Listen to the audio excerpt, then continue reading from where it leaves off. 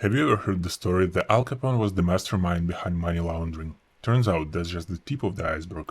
For sure, Capone cleverly bought a chain of laundromats to make his illegal profits look legit, even came up with the term money laundering. But let's not give him all the credit. Evidence suggests the sneaky practice dates back to the Song dynasty in China.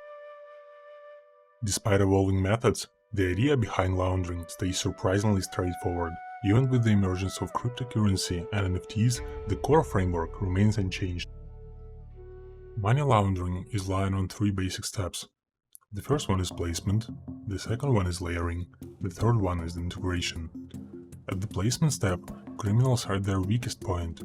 First, they have to get their dirty money into the regular money system, either by depositing it directly or sneaking it in secretly.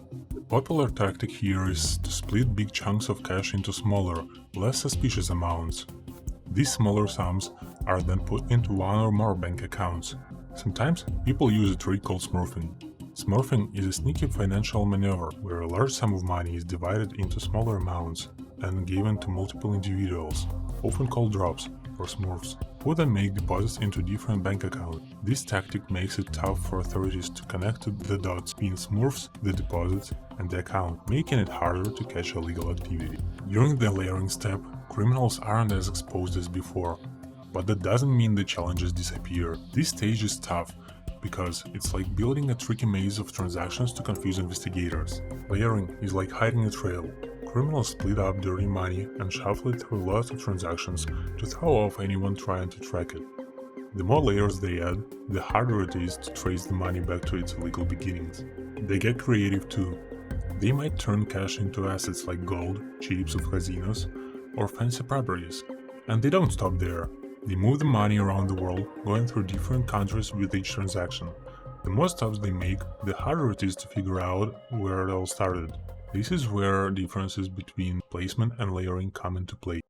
While placement injects illicit funds into the financial system, layering hides the source of these funds through a series of transactions and financial tricks. After hiding and moving around dirty money, criminals then sneak it back into their own pockets so it looks clean. Once they've pulled this off, the cash is now part of the legal money system and can be spent freely. Now, my viewers, you know how criminals manage to use their illegally obtained money within the legal system. This information will help you to figure out even more complex schemes. In the next video, we'll tell you step by step a headline-worthy story about a group of people who managed to launder $250 million.